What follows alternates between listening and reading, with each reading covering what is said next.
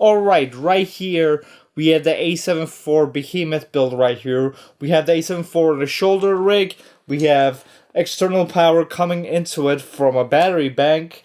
We have XLR audio going in from a Zoom H5 going from the side. So we have two XLR inputs plus a 3.5mm jack input. So we can have three different audio sources going into the camera. And if we want, we can even have a fourth audio source by just shooting it externally and then having another external audio source coming into the camera directly. We have an external monitor right here so we can, see what our footage is going to look like on a bigger screen. And we also have a light on the side, which is an RGB light, so that we can have it further away from the camera. And that way we can have a little bit more dimension to our video. We have a focusing rig on the side. We have a matte box at front so that our camera will look cool.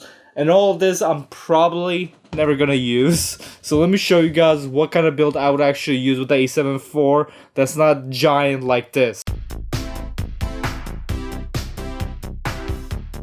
Alright guys, before we begin today's video, if you're not subscribed to the channel yet, make sure to subscribe. We're at 491 subscribers right now, so we're very close to beating Peter McKinnon on his channel, so make sure to subscribe and join our very small group that we have going right here. Alright guys, I'm going to show you guys real time how fast it is to pick this whole thing apart. So first I'm just going to disconnect the cables from the side, and then I have a quick release plate right on here, so I'm just going to unscrew that and boom.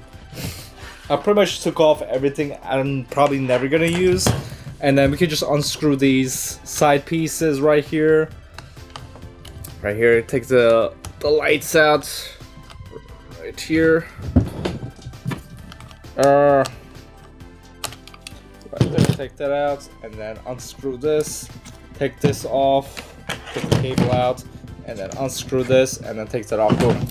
Now we have a kind of a. And now right here we have a result that we can actually use right here.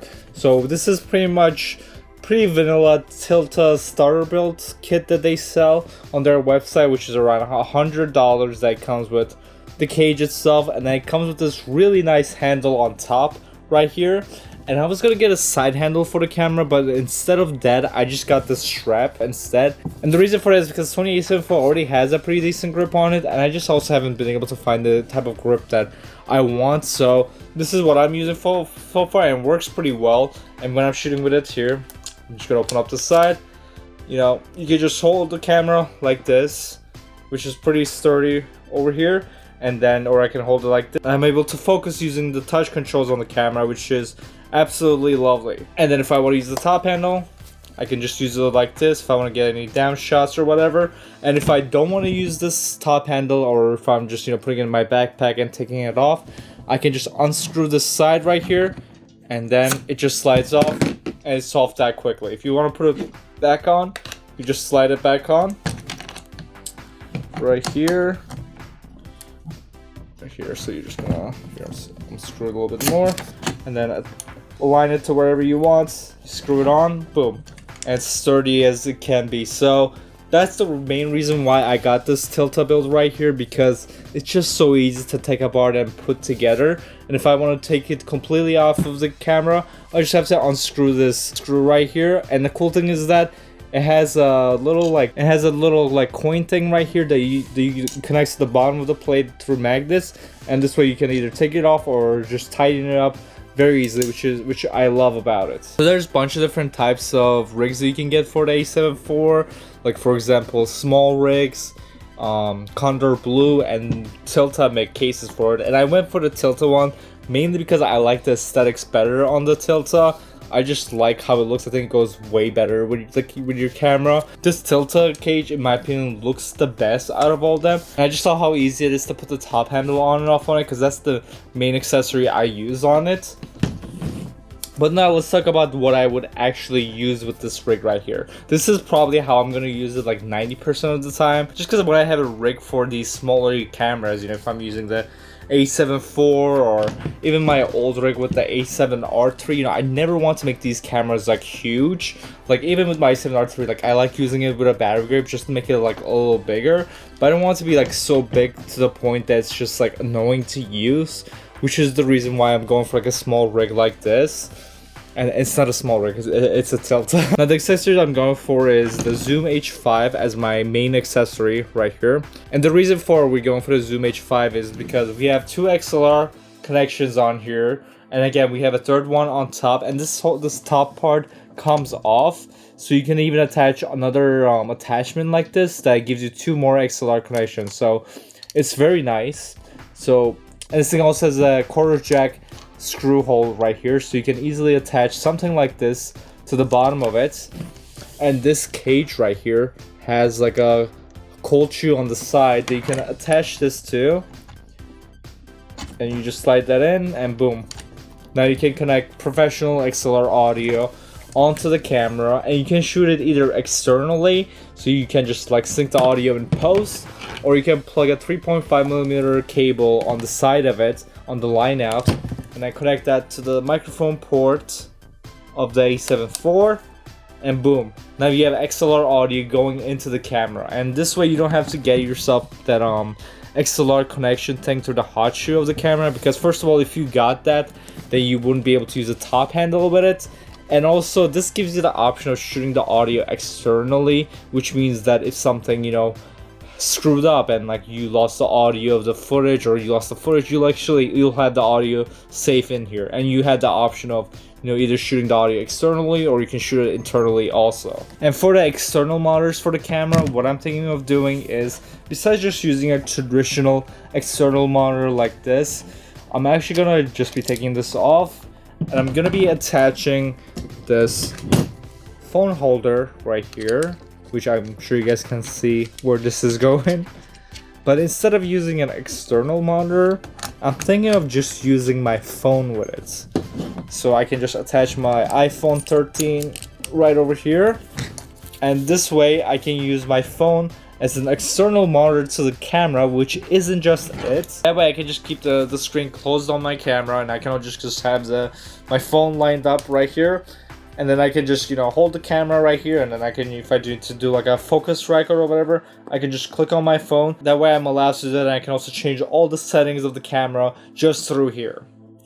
Now this isn't a perfect setup right here, mainly because, you know, from your phone to the camera there's going to be a tiny bit of lag with it, because this is a wireless connection. And also, if you're shooting in S-Log 3 or any of the S-Log colors, which is pretty much the only way I shoot with this camera in video, you just get that gray washed out image. You cannot use any LUTs or anything with it, so that's a big bummer. And also you're just using your phone to do it, you know. I wish that Sony would like release their own like little screen that you can attach to the camera, where it's like, you know, like a traditional external monitor where you can either record from it, you can put LUTs and do the focus breaking, false color and everything on it. But it also gives you the controls that you get from the app, where you can, you know, you can use the focusing through the touch screen, or you can change the settings of the camera. I think that'll be a great invention if Sony did that for their cameras. I see that companies like Ronin 4D is doing similar stuff with their cameras, so I hope this is a product that Sony will make in the future, where you can just get an external monitor from them. You can externally monitor your camera wirelessly, and that will make it so much better than, you know, buying yourself like an Atomos Ninja V or something. Now first of all, let's talk about some of the stuff I love about this cage. First of all, I already talked about how easy it is to put the top handle on and off on it. I love the fact that it has so many holes on it, but also it has 2 cold shoes on it. So it has a cold shoe right on here on the side, and also has it on the top. Now if you put the top handle on it, it blocks it, but actually you can move the top handle wherever you want.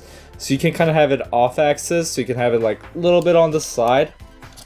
So if I move it right here and then lock it right here, I can still have the top handle and the cold shoe right here. So that's very cool about it. So even though it kind of makes it unbalanced, but you are able to do it, so that's really cool. And obviously if you have the top handle also has a cold shoe on it. So I mean, just having a rig for your camera just gives you so many options to do. Like I can put a light on the side of the camera, that way when I have a light on the camera, it's not directly in front of you, because if it's like just a direct light, then it just doesn't look good. So just having it on the side a little bit, it looks a little better. But again, just having an LED on the side, it's not gonna look good anyways, but it's an option if you're shooting like an event or something and there's absolutely zero lights.